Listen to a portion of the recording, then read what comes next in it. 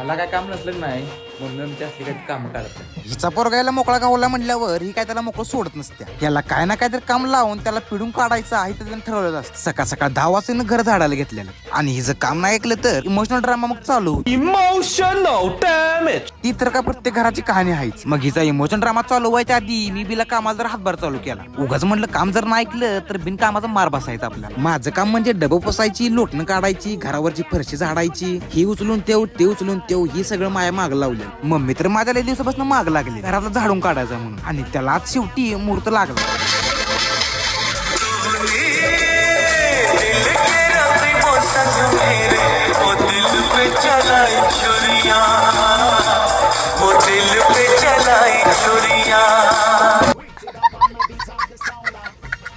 गाणं म्हणताना मम्मी डबा हिसकावून घेतला. मम्मीला डबा इकडे दे, डोकंच फोडतो. आता हिचं सगळं काम आवरून जरा म्हणलं आज